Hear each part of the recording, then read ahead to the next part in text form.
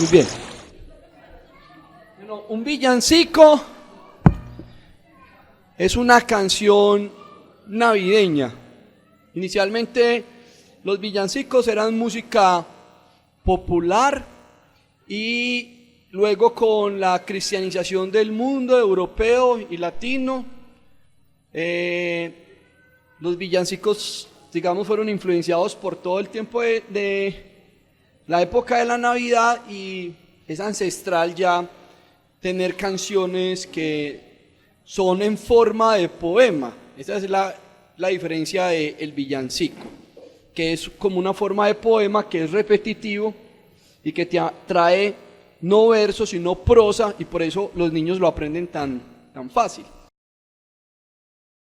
La semana antepasada, la misionera Katy nos enseñó magistralmente acerca del profeta Miqueas, del lugar donde iba a nacer Jesús, profetizado 600 y pico de años atrás, el propósito del nacimiento del Salvador a través de Miqueas. Juan David el sábado pasado nos enseñó lo que Dios pide a partir de el mismo libro de Miqueas, que lo que Dios pide es justicia y misericordia. Entonces, esos profetas que anunciaban el adviento o el advenimiento, la llegada de Jesús. Mi propósito este domingo y el próximo es predicar 2 villancicos bíblicos navideños que nos ofrecen libertad y dirección para nuestras vidas. Llevamos ya 11 días hoy del paro nacional, que incluye no solo los estudiantes, sino los trabajadores y parte de las fuerzas vivas de nuestra nación. Y ustedes saben que todavía mucho toque, pero nada de aquello, porque no ha podido haber como un acuerdo real entre los que están marchando y el gobierno. Creo que estamos viendo hoy una polarización parecida a lo que vivimos con el plebiscito entre los grupos de izquierda y de derecha. Ya hemos perdido vidas como resultado del paro nacional. Han habido mucho desgaste también de parte de la policía, con muchos gente herida, sobre todo en Bogotá, con todo lo del Transmilenio y todo eso. Yo no sé qué pasó con esa señora que como casi 1.200 millones destruyó y ya le dieron otra vez salida para su casa. Es extraño, pero así funciona la ley en Colombia. Las pérdidas económicas han sido bastantes. Los que más han sufrido son los trabajadores, porque no tienen en qué transportarse, la gente del pueblo, y ha sido como un círculo desgastante durante estos 11 días. Entonces, hoy vamos a compartir cómo un villancico navideño puede ofrecernos perspectiva frente a la realidad. Les invito a que abramos, por favor, en el Evangelio de Lucas, en el capítulo 1. Vamos a leer del versículo 46 hasta el 56, 10 versículos. Es un villancico porque es un cántico de preparación hacia la Navidad. Ustedes saben que la palabra Navidad es una palabra latina compuesta que es navi, es nació, dat, nació la vida. Entonces, esa palabra se asumió por la cristiandad histórica como un recuento del nacimiento de Jesús, como nació la vida. Es una paradoja, pero eso es lo que más o menos dice la palabra Navidad. Entonces aquí tenemos un canto de preparación para la Navidad. ¿Y qué cantante? La que tenemos esta mañana, nada más y nada menos que María, cantando este villancico, como una respuesta al anuncio del arcángel Miguel, de que ella iba a ser concebida por el Espíritu Santo y que iba a nacer de ella un ser que se llamaría Emmanuel, Dios con nosotros. Como respuesta a esto, miren por favor el cántico de María en Lucas 1:46 al 56. Yo lo voy a leer en la Nueva Versión Internacional.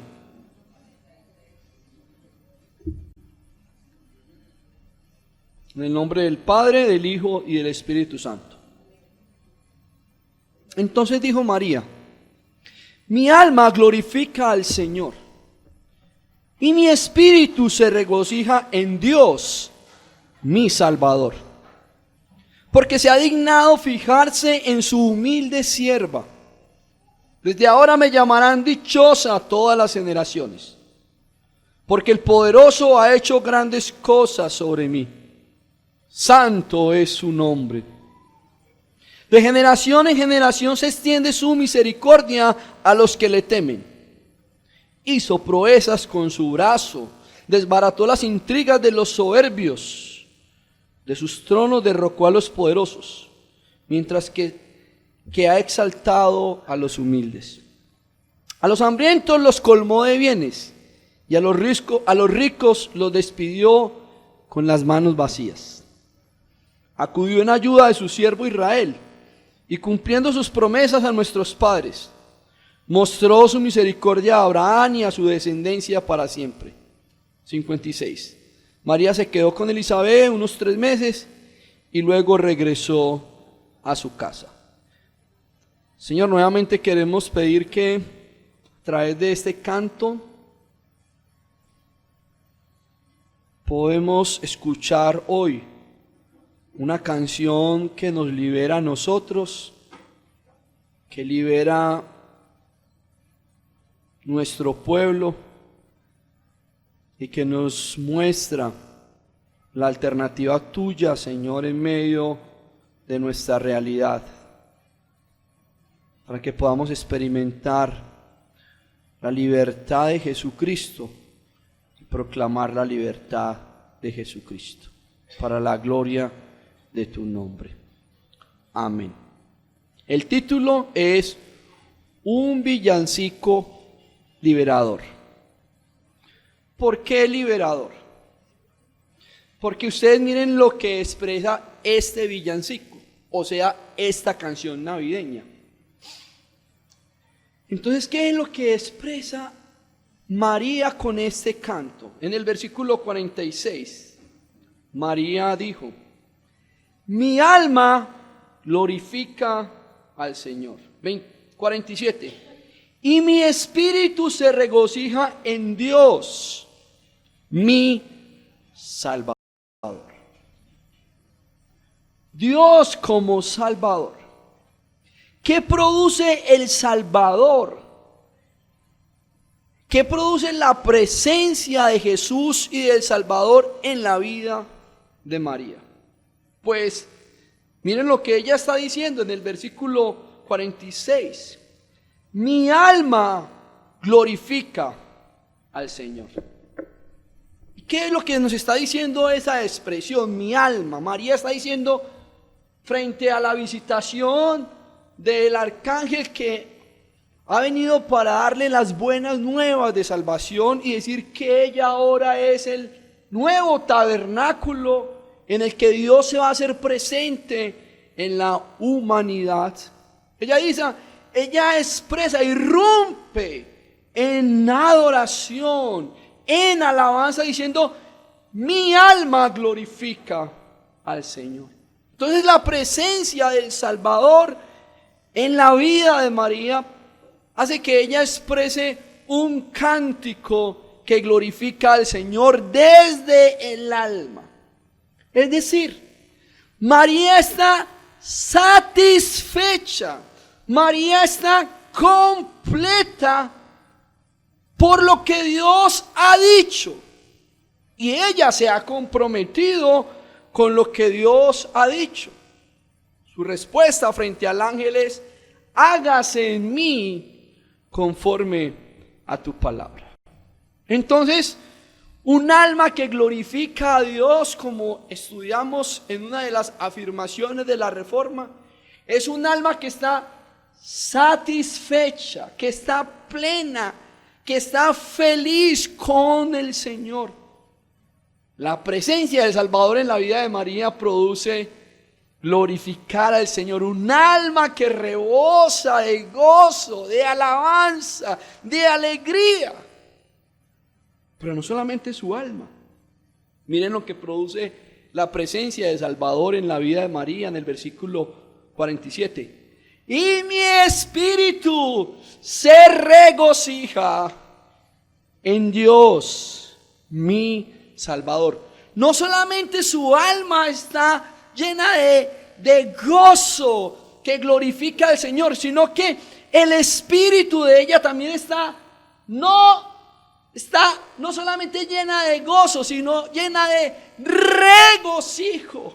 Hay una plenitud de felicidad, de bienestar, de alegría en la vida de María. La vida interior de María es una vida llena de satisfacción, llena de placer. Ella es una cascada de hedonismo. Esa es la palabra para placer, la palabra griega para placer. Ella es una cascada de hedonismo. De ella brotan ríos de felicidad, de plenitud, de gozo desde su interior, por la presencia del Salvador en su vida. Y miren el contexto entonces, lo que produce en la vida de María, versículo 45. Dichosa tú que has creído. Otra persona, Elizabeth, está viendo en ella dicha. No solamente ella está experimentando en su alma glorificar al Señor y en su espíritu regocijo, sino que hay un testimonio de las personas que la observan, que la ven bienaventurada, que la ven dichosa, que la ven feliz. Y esa es la razón por la que ella dice lo que va a suceder con esa felicidad en el versículo 48. Porque se ha dignado fijarse en su humilde sierva. Imagínense lo que está diciendo. Desde ahora me llamarán. Es casi una profecía que ella está dando de sí misma. Dichosa todas las generaciones. María como modelo de felicidad. María como modelo de bienestar, de alegría, de regocijo para todas las generaciones. Eso es María. Eso es un canto de Navidad. Eso sí es la verdadera Navidad. Una Navidad donde el alma está llena de regocijo, el espíritu está lleno de alegría, donde se irrumpe en adoración a Dios, donde otros ven por la presencia del Salvador en la vida alegría, felicidad, bienestar. Eso es un canto liberador. Un canto que nos libera como María del temor del anuncio del ángel. Del temor de lo que otros podrían pensar. Tal vez su propio prometido o sus amigos. Es libre del temor. Es libre de la duda. Eso es lo que produce la presencia del Salvador en María. Regocijo en su espíritu, su alma glorifica al Señor y otros están viendo en ella la felicidad que viene por la presencia del Salvador. Y ella misma dice que va a ser un modelo de felicidad para las demás generaciones. Entonces ese modelo que nos enseña a nosotros hoy. ¿Cómo buscamos la felicidad? ¿Qué es lo que nos hace sentir felices a nosotros en Navidad? Porque llegó diciembre. Pero para muchos que ha llegado diciembre, ayer a las 12 de la noche con la alborada, resultado de la cultura mafiosa que nos dejó una práctica contra el medio ambiente, contra el bolsillo, contra los perritos, contra los pajaritos, contra el aire limpio que necesitamos respirar los que madrugamos a trotar los domingos en la mañana. Todo eso, ¿cuántos mercados hubiéramos comprado con la plata que gastaron solo los chicos frente de mi casa? Entonces para muchos ya llegó diciembre, pero no la Navidad. Diciembre para muchos no es la Navidad, porque no está la presencia del Salvador. Del Salvador que hace que nuestra alma glorifique al Señor, que nuestro espíritu se regocije en la presencia del Salvador. El testimonio de que otros ven que estamos felices y plenos por la presencia del Salvador, porque ha llegado a nosotros la Navidad, la presencia del Libertador. Entonces, si María es un modelo de felicidad, de bienestar, de plenitud, de alegría, de regocijo, nosotros tenemos que preguntarnos, ¿qué es lo que nos va a hacer sentir felices en esta época dicembrina? O usted va a pasar esta época como diciembre, o usted va a pasar esta época como la Navidad, donde la presencia del Salvador viene para liberarnos. ¿Para liberarnos de qué?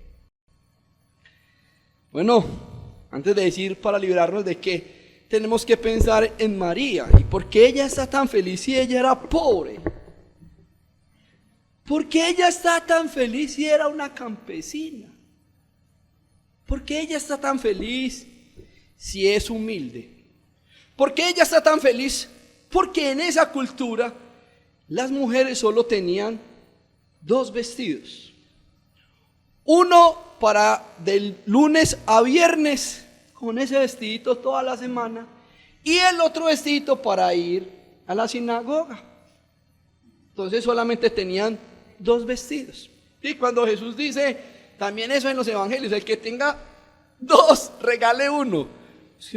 Tal vez no necesitamos más. Porque ella está feliz y solo tiene como 2 vestidos. Posiblemente no tiene más de un par de sandalias, pero ella está feliz. Entonces la presencia del Salvador es lo que la hace feliz. Y nosotros tenemos que preguntarnos en esta Navidad, ¿qué es entonces lo que nos va a hacer felices?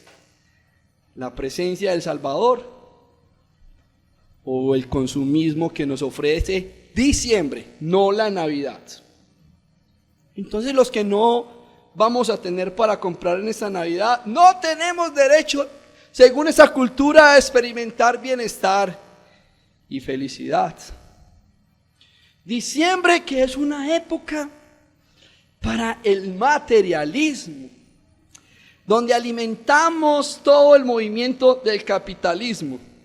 Sí, porque nosotros somos, en términos económicos, un poquito irreflexivos, porque todo lo que nos ofrecen con el 30 y el 40% en los centros comerciales no es una estrategia más que los mismos capitalistas, a los que todo el año le trabajamos, luego nos quieren quitar en diciembre la prima y las cesantías. Y nosotros ahí vamos, ¿cierto? Porque nos olvidamos de el sentido verdadero de la Navidad. Un niño humilde que nace en un pesebre, nos gusta más Papá Noel, gordo, comilón, con un saco lleno de regalos. Ese parece que es una figura de la Navidad que hemos incorporado, que no es bíblica. ¿Qué nos va a hacer sentir felices en la Navidad? Consumismo, materialismo, comprar ropa nueva. O tal vez ya usted disfrutó de su felicidad el Viernes Negro. Ya se fue el viernes negro para ser feliz y comprar. O está esperando ser feliz porque en la cuadra van a hacer marranada. Pero no sea marrano. O para otros, estaban esperando con mucha expectativa la alborada. Oh, no, yo me voy a sentir muy bien porque en esta Navidad voy a comprar un whisky ecuatoriano que salió barato. O tal vez está esperando la parranda. La pregunta es, ¿qué lo va a hacer sentir feliz y pleno en esta Navidad? Tenemos en María un modelo de una persona pobre y humilde que está rebosante, plena de alegría, de gozo, de regocijo, y que otros están viendo la felicidad en ella por la presencia de Salvador. María nos demuestra cómo estar plenos, cómo ser felices en la vida de una forma humilde. María nos recuerda que Dios es suficiente. Dios es suficiente. El Señor es mi pastor. Nada me falta. Esa es la verdad que evoca el canto de María. La realidad de la experiencia del Salvador que nos libera del ofrecimiento de las propuestas piratas de felicidad de esta sociedad. Es decir, María con este villancico nos está diciendo que si ya no tenemos una vida centrada en nosotros mismos y en nuestras necesidades, que si no tenemos una vida centrada en las banalidades de esta vida pasajera, sino centrada en Dios, vamos a experimentar felicidad. Segundo, el villancico de María expresa en el versículo 51, obsérvenlo por favor, ¿qué expresa el villancico de María? En el versículo 51, hizo proeza con sus brazos. 50, perdón. De generación en generación se extiende la misericordia a los que le temen. El villancico de María nos recuerda que Dios se ha acordado de la humanidad. Dios siempre se ha acordado de la humanidad en todo tiempo. Cuando Él ve la realidad de lo que estamos viviendo, cuando Dios ve la injusticia, la inmoralidad, la iniquidad, la maldad, causada por los seres humanos por causa del pecado, cuando Dios ve la muerte, la destrucción, Dios siempre se ha acordado. La palabra misericordia es misericordia. Dios se acuerda de la miseria humana y viene para visitar la humanidad. Porque a Dios le produce dolor ver cómo la humanidad se está autodestruyendo, alejándose de Él y de sus propósitos. Ustedes recuerdan Génesis 6:6, donde el texto dice que cuando el hombre empezó a pecar sobremanera, versículo 6, la última frase dice, y le dolió el corazón al Señor. Imagínense, a Dios le duele el corazón. Tenemos un Dios que le duele el corazón por el pecado. Cuando el hombre se aleja de Él, cuando el hombre empieza su proceso de autodestrucción. Y María con ese villancico liberador en el versículo 50 nos está diciendo que generación en generación. Entonces la primera generación que se alejó de Dios, pero también la siguiente generación. Por la maldad del hombre, Dios tuvo que enviar un diluvio, pero Dios se acordó de Noé y de su familia.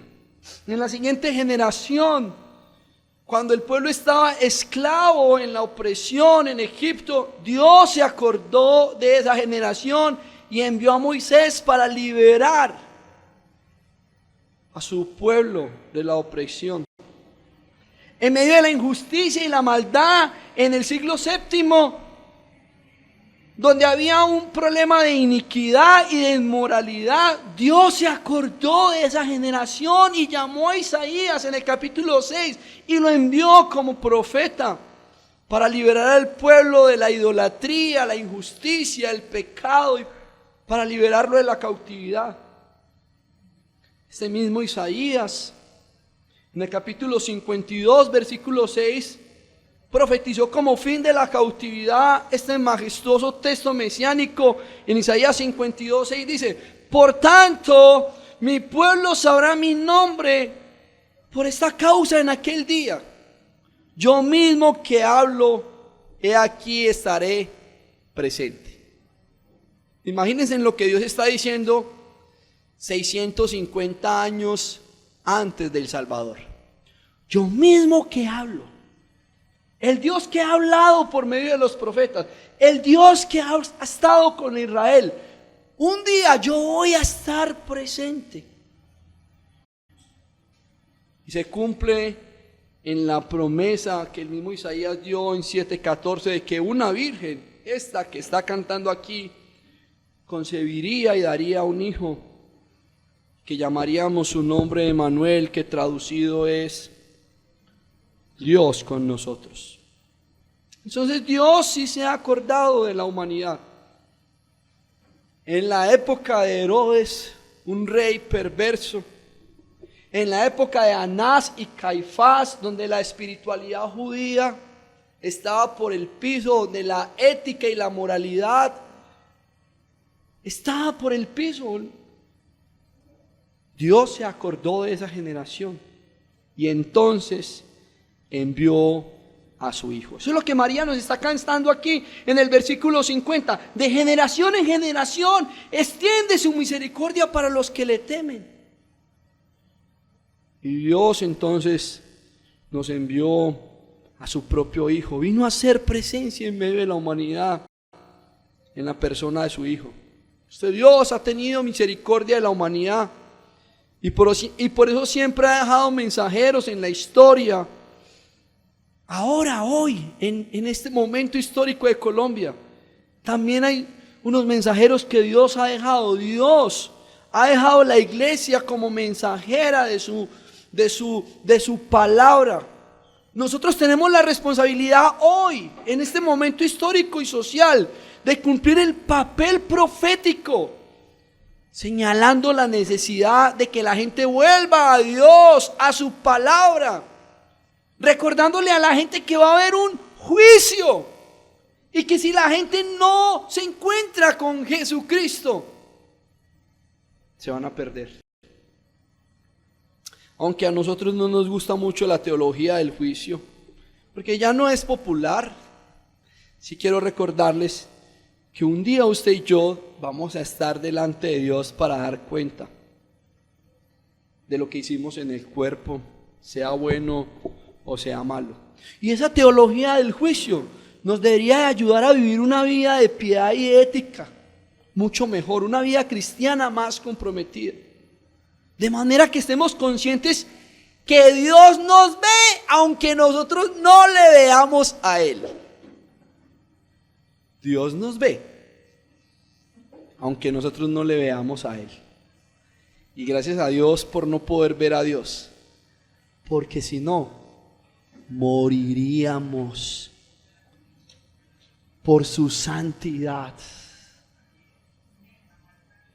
Entonces, Dios se ha acordado en toda generación de la humanidad, con Noé, Moisés, los profetas y con Jesús.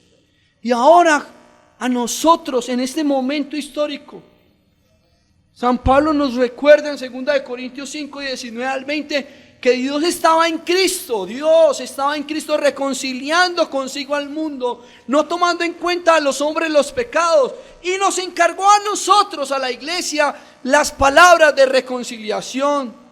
Así que somos embajadores en nombre de Cristo, como si que Dios rogase por medio de nosotros.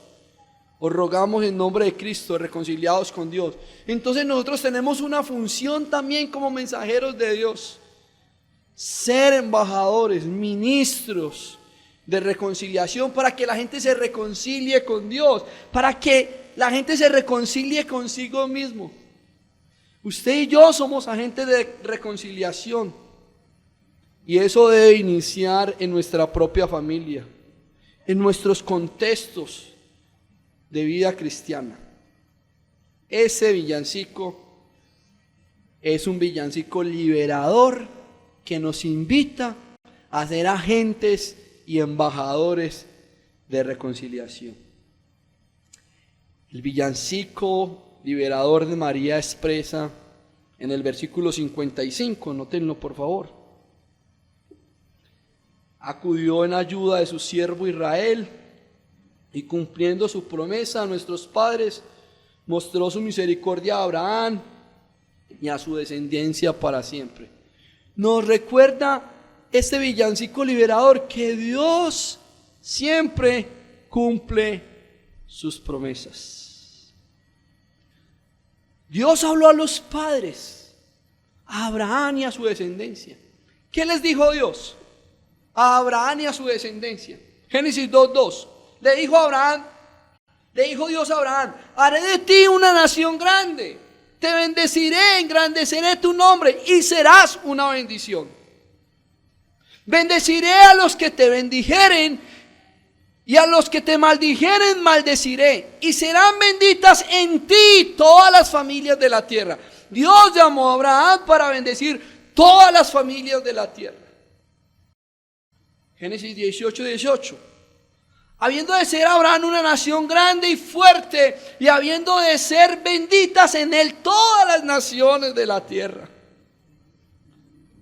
Esa profecía se cumple cuando Abraham llevó a Isaac para ser sacrificado.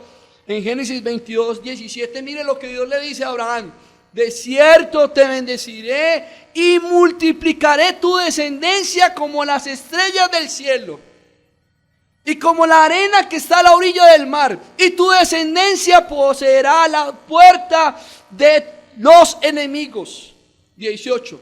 En tu simiente serán benditas todas las naciones de la tierra, por cuanto obedeciste a mi voz. Entonces Dios dijo a Abraham: yo voy a hacer de ti una nación grande, y de tu simiente yo voy a bendecir todas las familias de la tierra. Y en esa promesa Dios estaba pensando en su familia, en mi familia, en las familias de este barrio, en las familias de esta nación. ¿Por qué? Vengan por favor conmigo a Mateo capítulo 1. Porque el descendiente que viene para cumplir esa promesa ha venido ya en la persona de Jesús. Ese descendiente ha nacido. Miren y verá por favor cómo empieza Mateo 1:1. Jesucristo, hijo de David, hijo de Abraham. Él es la simiente. Jesús es el descendiente al cual Dios prometió a Abraham que por medio de él bendeciría todas las familias de la tierra. Por eso Pablo en Gálatas 3:16 nos recuerda: ahora bien, a Abraham fueron hechas las promesas y a su simiente. No dice a las simientes, como si que hablase de muchos, sino como uno. Y a tu simiente, la cual es Cristo. Entonces, la promesa que Dios hizo a Abraham se cumple con la presencia de Cristo en la historia, que ahora viene para bendecir a todas las familias de la tierra. Imaginen, ese es el canto que María está cantando. Tu misericordia es de generación en generación. Así como fue para Noé, como fue para Israel cuando estaba en Egipto, cuando fue para Israel cuando estaba en la cautividad babilónica. para nosotros también. Ha venido la promesa de esa generación. Imagínense el cántico de María, que Dios ha venido para liberar a su pueblo, que Dios vino para liberar al pueblo en la época de Noé, en la maldad, en la época de Israel en Egipto, de la esclavitud, en la época de los profetas, de la iniquidad y de la injusticia. Dios también ha venido para salvar, para liberar entonces a la iglesia hoy. Eso es lo que nos está diciendo María en su cántico. Qué villancico, ¿no?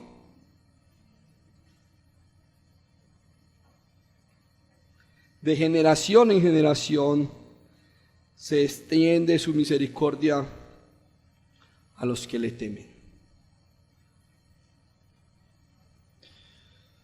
Por eso en el nacimiento de Jesús sucede algo que nunca más en la historia de la humanidad ha sucedido.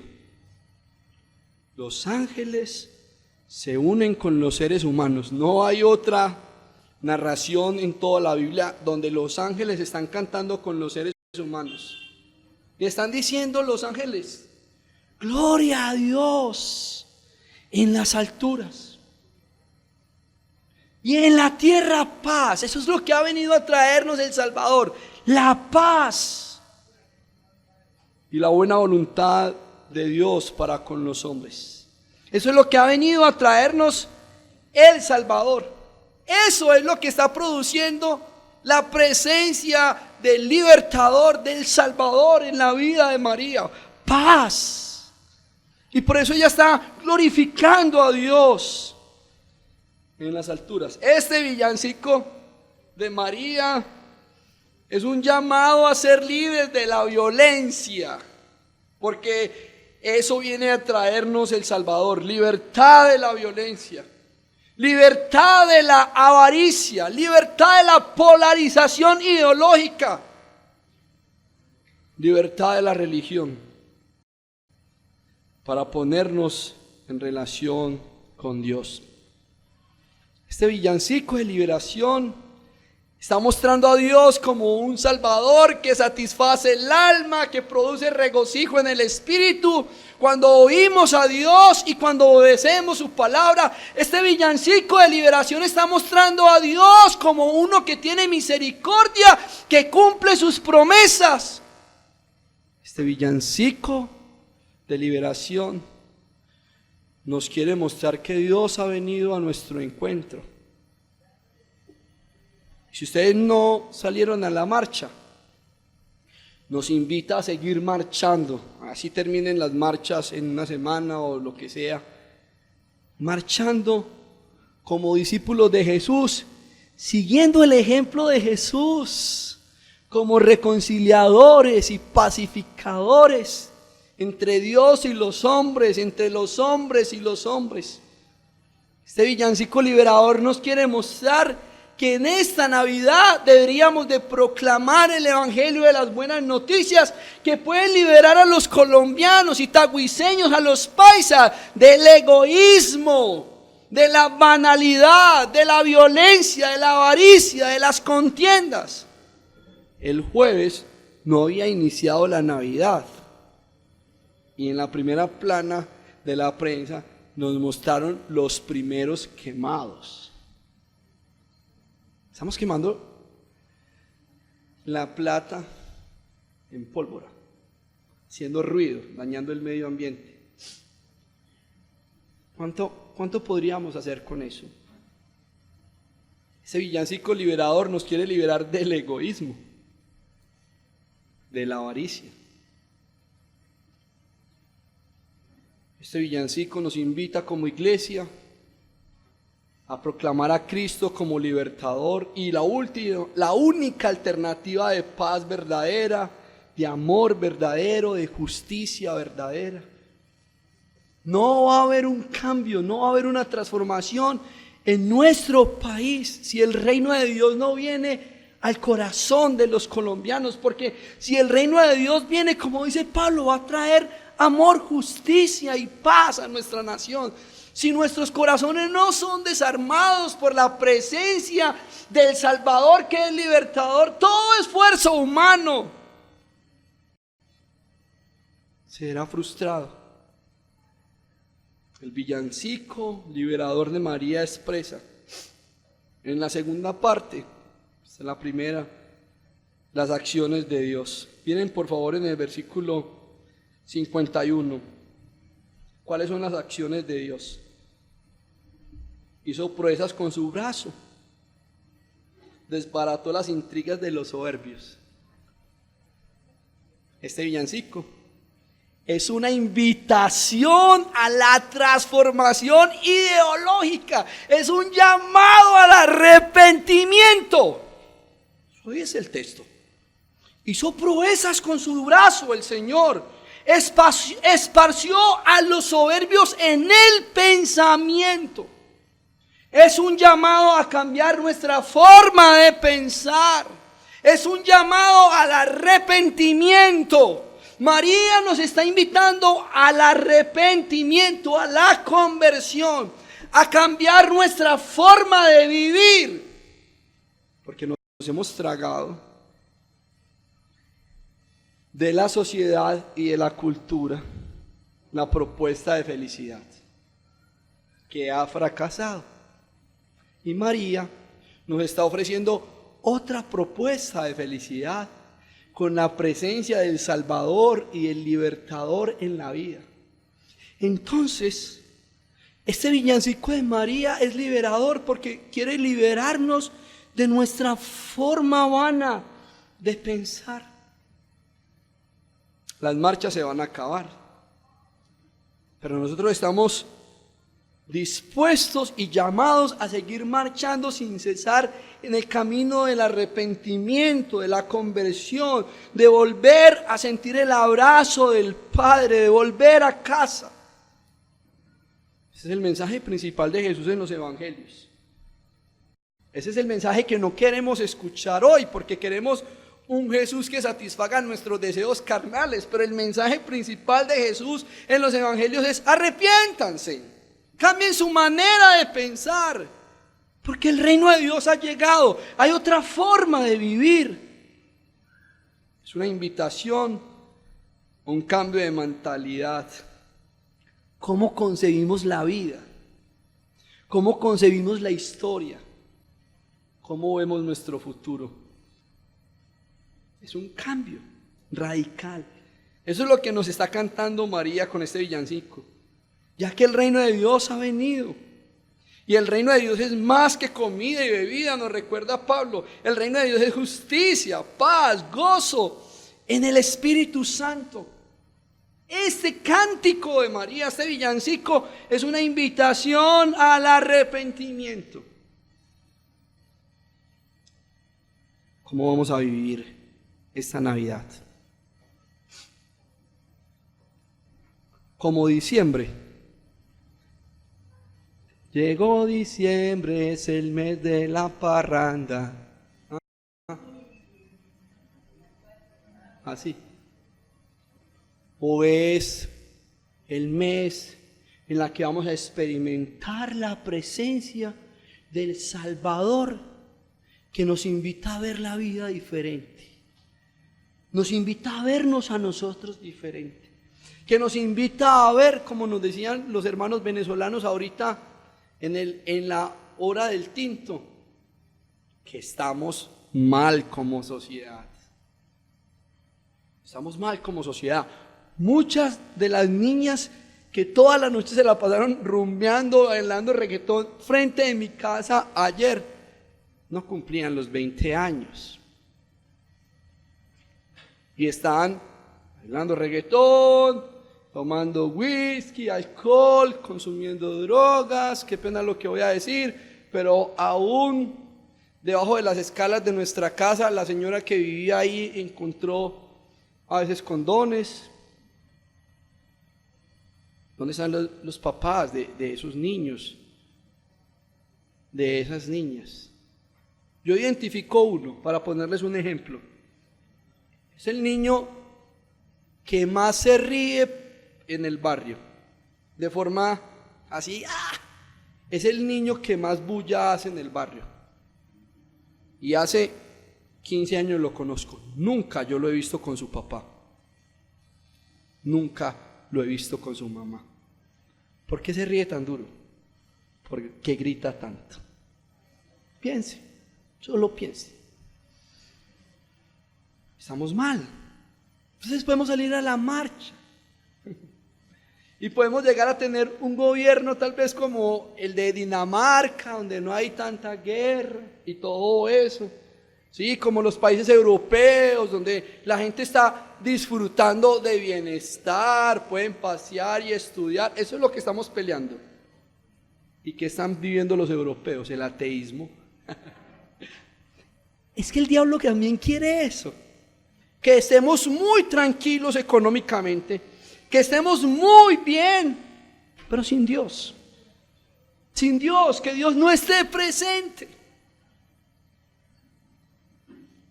O como lo que quisieron hacer los rusos, una sociedad donde todo es de todos, ideológicamente atea. La propuesta de Jesús es un llamado al arrepentimiento, porque no es ni la izquierda ni la derecha, es el reino de Dios que ya ha venido y está entre nosotros, y ese es el villancico que María está cantando. El pastor se está poniendo político porque María se puso política. Versículo 52. ¡Qué texto tan político! Este villancico es político. De sus tronos derrocó a los poderosos, mientras que ha exaltado a los humildes. El villancico de María expresa un cambio en lo social, un cambio en lo político. Dios viene para quitar de los tronos a los poderosos y para exaltar a los humildes. Como iglesia, ¿cómo podemos cómo podemos interpretar esta realidad, reconciliar esas palabras de María con lo que Jesús dijo? Los primeros serán postreros y los postreros serán primeros. Mateo 19, 16, 30. El reino de Dios efectivamente resulta en una inversión de estatus entre los importantes de la sociedad y los despreciados. ¿Por qué? Anás y Caifás no entendieron el mensaje, la cúspide. Herodes no entendió el mensaje, la cúspide, la élite de la burguesía, de lo intelectual, no entendieron el mensaje. Fueron los pecadores, las prostitutas, los leprosos, los enfermos, los niños que no tenían valor en esa sociedad, las mujeres. Porque ese mensaje que está diciéndonos María, de sus tronos derrocó a los poderosos, mientras que exaltó a los humildes. Este villancico navideño está diciendo que el reino de Dios viene para traer un cambio de estatus en la sociedad. Comprender las implicaciones de lo que Jesús dijo. Los primeros serán postreros y los postreros serán primeros. Implica entender el mensaje del reino de Dios. Ese mensaje determinará una inversión, no solamente en este mundo, sino escatológica, entre los primeros y los últimos. El evangelio fue recibido por los menos importantes de la sociedad. El mismo Pedro y los apóstoles eran pescadores. Los marginados de la sociedad fueron los que respondieron de forma más dispuesta a Jesús. Mateo 8, 5, 9, 9. Pero los importantes de la sociedad, es decir, los religiosos, aún el joven rico, cuando Jesús le dijo, venda todo y sígame, se fue triste. Los importantes de la sociedad fueron los que se opusieron al mensaje de Jesús. Fueron los que crucificaron a Jesús. Por eso este texto María nos está diciendo, vuelva y léalo conmigo: de sus tronos derrocó a los poderosos, mientras que exaltó a los humildes. Y por eso Pablo nos va a recordar en 1 Corintios 1 que lo vil, lo menospreciado, lo que no era, lo menos importante, escogió Dios, llamó Dios, buscó Dios para avergonzar lo sabio, para avergonzar lo importante, para avergonzar a los poderosos. Y ahora nosotros, por ser humildes y aceptar como María las palabras del Señor, somos parte del reino de Dios. ¡Qué villancico! ¡Qué villancico! De sus tronos derrocó a los poderosos, mientras que exaltó a los humildes, humildes como María, sencillos como María, que saben ser felices y disfrutar la felicidad con la presencia libertadora del Salvador. El problema del modelo hoy no es que existan ricos y pobres. El problema del modelo no es que haya una percepción de izquierda y derecha. El problema es que no estamos amando a Dios y amando al prójimo. Porque si usted es de izquierda y ama al prójimo, lo que tiene es para compartirlo con el prójimo. Si usted es de derecha y ama a Dios, lo que tiene es para compartirlo con el prójimo. En la Escritura hay un modelo, sobre todo en Levítico 19, donde Dios hace un modelo en cuanto a cómo vivir en relación con Él, en relación con los demás, en relación con la tierra, en relación con el cuerpo, en relación con el trabajo, en relación con los pobres, en relación con la tierra. Ahí tiene la tareita para esta semana, Levítico 19. Y nos invita a ser santos. Pero dijimos a Dios, no te necesitamos en esta sociedad. Tanto el Antiguo Testamento como el Nuevo Testamento no cambian, contienen el mismo mandato doble: amar a Dios y al prójimo. Sigue vigente en la historia, sigue vigente para nosotros hoy. Y ese modelo debería ser el modelo social, el modelo económico, el modelo político. Entonces, ¿qué es lo que necesita Colombia? A Dios. Porque el que ama a Dios, a quien no ha visto, debe amar a su prójimo, a quien ve todos los días, que es la imagen de ese Dios. Para nosotros en esta Navidad, San Juan nos recuerda: el que tiene bienes de este mundo y ve a su hermano tener necesidad y cierra contra él su corazón, ¿cómo mora el amor de Dios en él? Hijitos míos, no nos amemos de palabra ni de lengua, sino de hechos y de verdad. Ese problema de cómo amamos y compartimos lo que tenemos. Yo quisiera que leyéramos, por favor, un texto donde Santiago está tratando de resolver este problema entre ricos y pobres, y lo pensemos para nuestra propia vida, para nuestra familia y para nuestra sociedad. En Santiago capítulo 5, 1 al 2. ¿Qué tal que hubiéramos ido por la marcha con estos 5 versículos? Vamos ahora, ricos, versículo 1. A los ricos se les dice: llorad y aullad por las miserias que vendrán. 5:2. Vuestras riquezas están podridas. Nosotros pensamos que la plata es la felicidad, pero mírelo cómo ve la palabra el dinero. Las riquezas están podridas. Ay, Navidad, hay que comprar ropa. Vuestras ropas están comidas de polilla. No, Dios no le da valor a eso. 5:3. Vuestro oro y plata están enmohecidos, y su moho testifica contra vosotros, y devorará del todo vuestras carnes como fuego. Habéis acumulado tesoros para los días postreros. ¿Qué tal leerle esto al gobierno? 5:4. He aquí clama el jornal de los obreros que ha cosechado vuestras tierras, el cual por engaño no le ha sido pagado por vosotros. Y los clamores de los que habían cegado han entrado a los oídos del Señor de los ejércitos. 5:5.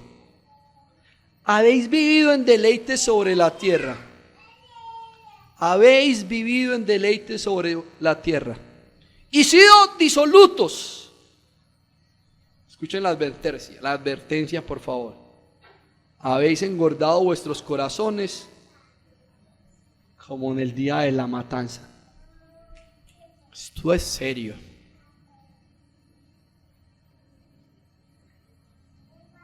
Mostramos nuestra fe en la forma en la que administramos nuestro dinero.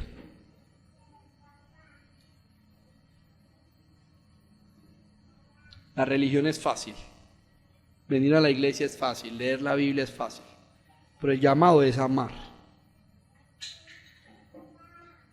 Porque si amamos, vamos a compartir lo que tenemos. Esa es la síntesis de la ley.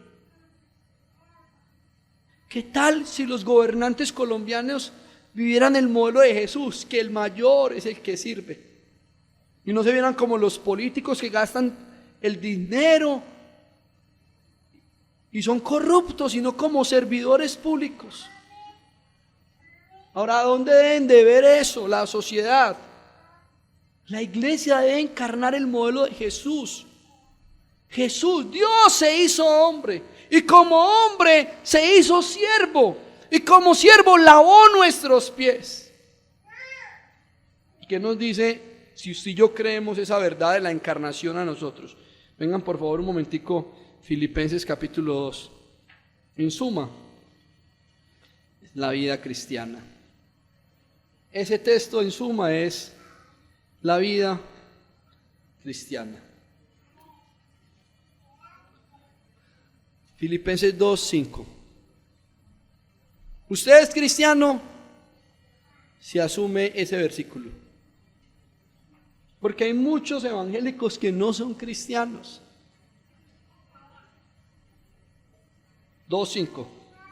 La actitud de ustedes debe ser como la de Cristo Jesús. ¿Y el contexto qué dice? Que Dios se hizo hombre. Como hombre se hizo siervo.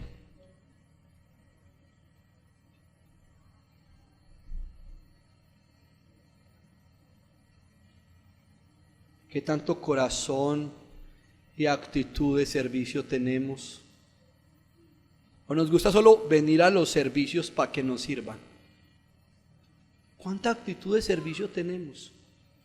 ¿Cuánta actitud de amor tenemos para compartir? Eso es la vida cristiana. La iglesia debe encarnar el modelo de Jesús.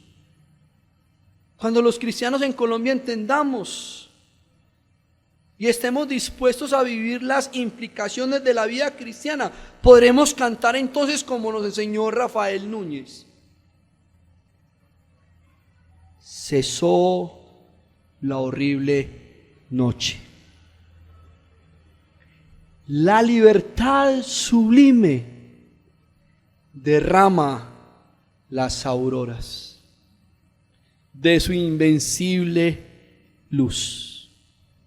La humanidad entera, Colombia entera, que entre cadenas gime, comprende las palabras del que murió en la cruz. Comprender las palabras del que murió en la cruz es aceptar que Él vino a traernos libertad. libertad del pecado, libertad de las banalidades de la vida, aceptar que con su resurrección Él vino a traernos esperanza para esta vida y la que está por venir, donde Él mismo enjugará toda lágrima de los ojos, donde no habrá muerte, donde no habrá llanto, donde no habrá clamor, donde no habrá dolor, porque las primeras cosas pasaron, donde mora la justicia por siempre. Entonces, vamos a comprender el villancico de María que nos libera. Creo que necesitamos en esta mañana orar por nosotros para entender este villancico y poder cumplir nuestra misión profética y misionera que nuestro país necesita. Les invito a orar para prepararnos para participar de la Santa Cena.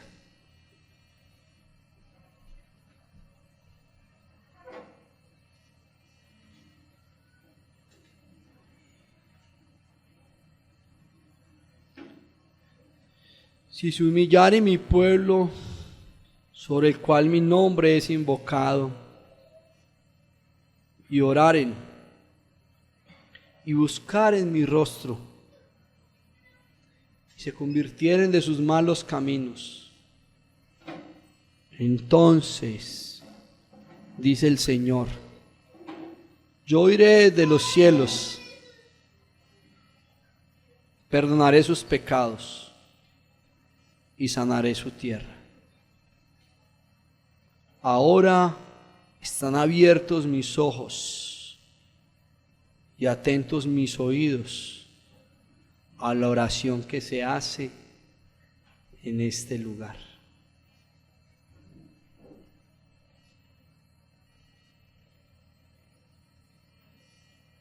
Oh Dios del mundo,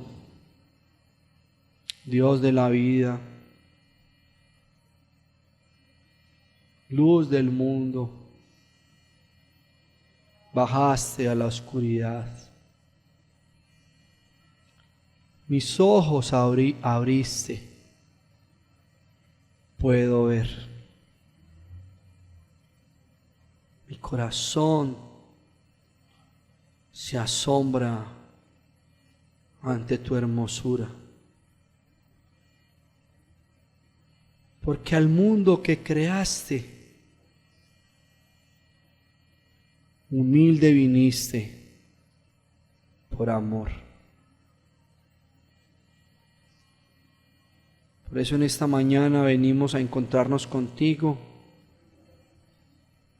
en esta Santa Cena y pedir la presencia del Salvador que nos llena nuestra alma de adoración, nuestro espíritu de regocijo, que nos ayuda a entender que antes estábamos lejos, ahora somos invitados como primeros al banquete, a la cena, al encuentro contigo.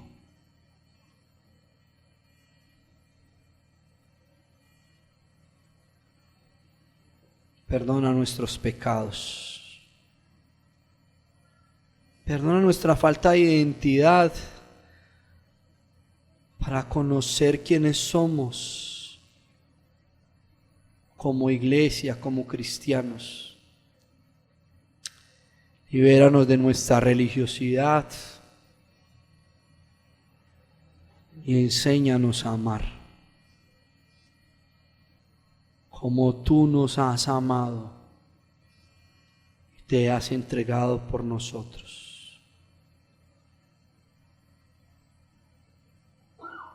En esta cena, esta mañana, participan solo los miembros bautizados,